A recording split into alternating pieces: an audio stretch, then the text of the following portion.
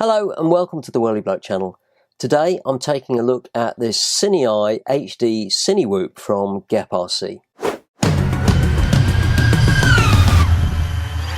The weather here in the UK has been pretty awful over the last few weeks, and if it's not been mega windy, it's been raining and now we're flooded around here, so I haven't been able to fly in any of my usual spots.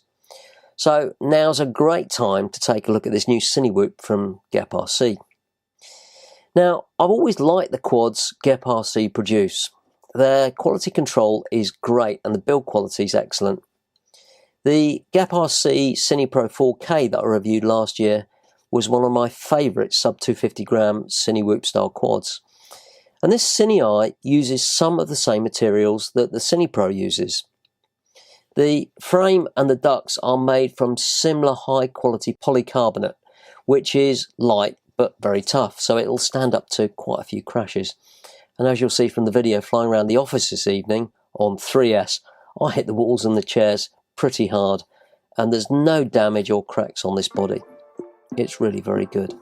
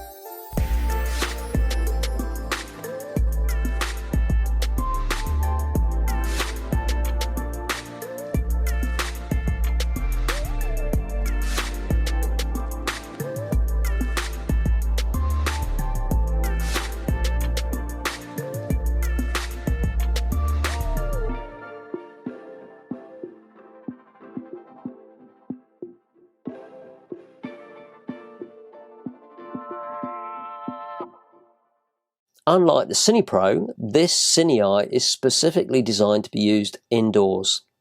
And it's got this Caddx 1080p split camera that records HD video with an onboard DVR. And they've used a 200mW VTX, so the FP video should work really well around the house. And although high-powered VTXs aren't necessarily better because of multipath reflections, this does seem to work really well. Sometimes dialing down the power to say 25mW gets you better results. It really depends on the conditions. So let's take a bit of a closer look at this. One of the first things that you'll notice when you open the box is you get these extra coloured bodies. You get yellow and red and clear and grey, and you get the green as well. And they're all nicely injection moulded, which is great because they haven't used 3D printed TPU. The problem with that is that the TPU is flexible and you'll get a lot of video jello. these are pretty stiff and it works very well. The 80mm frame is fairly stiff and I haven't broken it even after crashing around the office. And the camera position means you won't see any props or the ducts in the footage, which is very nice. The flight stack on here is the GEPRC GEP 12A 4F4 based STM32 F411 MCU, and it's got a 12A 4-in-1 ESC running BL Heli SGH 30 firmware. All very nicely put together and tucked down in there. The VTX is power and channel switchable using IRC tramp protocol, and you can switch it between PIT, which is 0, 25, 100 and 200 milliwatts. And you get this small sleeve dipole VTX antenna. A nice feature is they've got a small clip on the top of the canopy here that you clip it into.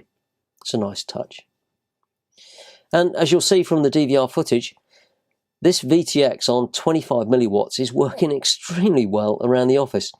It easily stretches over and between the floors, and this is an old building with thick walls and floors. It's a fantastic VTX for a CineWhoop. The motors are GR1102 10,000 kV, and these are paired with these GEMFAN 16-36-4 40mm props, which seems like a pretty good combo. And you do get a spare set of props as well, so all good. And the factory tune actually is pretty good, and these motors run nice and cool.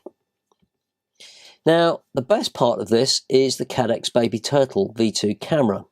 It's a split style camera, 800 TV lines, with an onboard DVR that records at up to 1080p 60 frames a second. But you will need to use fast class 10 SD cards for this, and the SD card slot's just down in there. Reasonably easy to get at, and it's not going to fall out. And I think the video is really very good and a bit of a surprise, to be honest. The Caddx Baby Turtle V2 is a great choice of camera. The FPV view is very neutral and not over sharp. It really needs a proper test outdoors in the sun to check it out properly. But since this is aimed at indoor flying, I think they've got it just about right. And the whole thing weighs, well, let's have a quick look.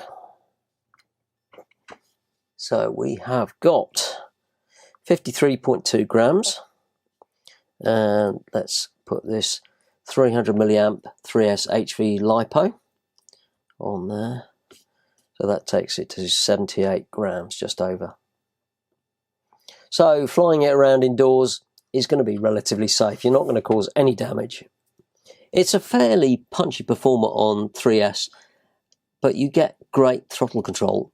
And a lot of these CineWhoops need to be on nearly full throttle and don't have much control on the lower throttle settings. But on 3S, this has got plenty of sensitivity, and it only takes a touch of throttle to get it hovering. But, interestingly, I found flying this on 2S was just as good, although it's spec'd for 3. There's not as much instantaneous power, but the throttle is less sensitive, with a much smoother power delivery, so you get less throttle pumping. And my flying around the office is a bit patchy because I haven't flown FPV in such tight space for ages, but it is great fun. The downside of the 3S motors running on 3S is they spin a lot faster, and this is quite a loud little performer for its size. The flight times aren't quite as good as I'd expected. 5 minutes on 3S if you're careful, and on 2S it's about 3.5 minutes. Let's take a quick look at the Betaflight setup. So let's connect to the quad and see what we've got.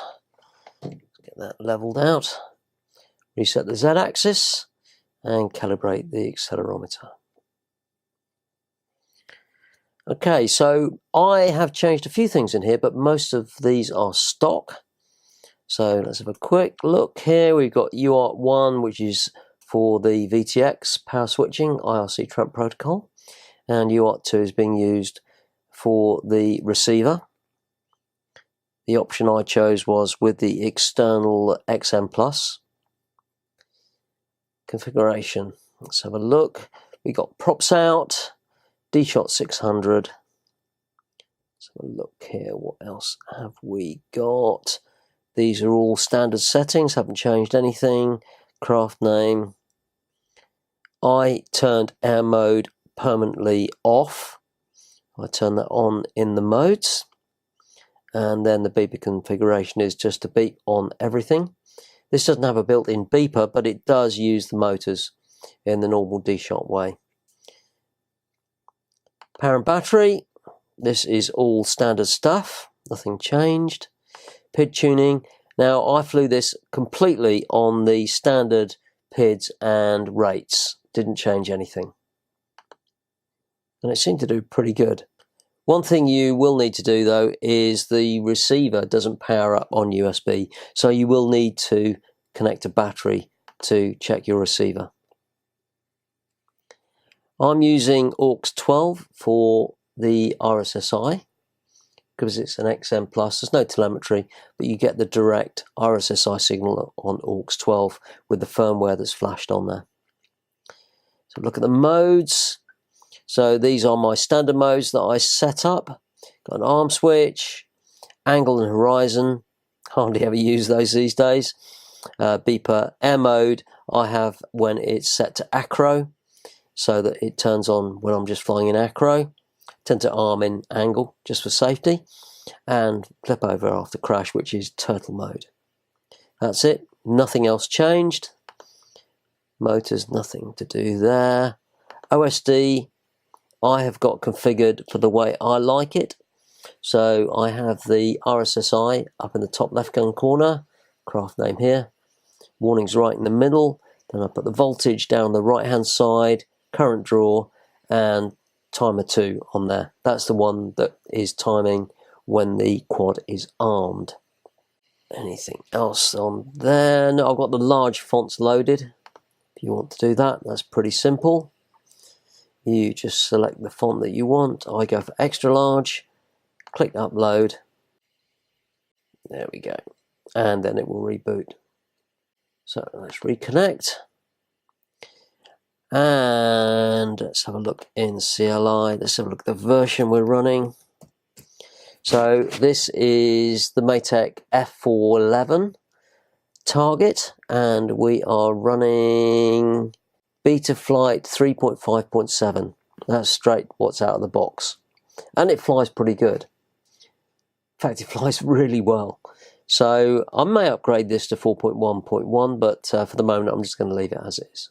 And one last thing, GEPRC, as I said, provide these different coloured canopies. You get a small screwdriver to remove the 4 screws that hold it onto the body. There's 2 at the front and 2 at the side here. Now, if you change the canopy, take care not to damage the camera multi-way cable that lives just under there. There's lots of delicate wires in here. As always, thanks for watching, and if you found that useful, give me a thumbs up and leave a comment. And if it's your first visit, then please consider subscribing to the channel and hit the bell to get notified when I post a new video. I'll see you next time.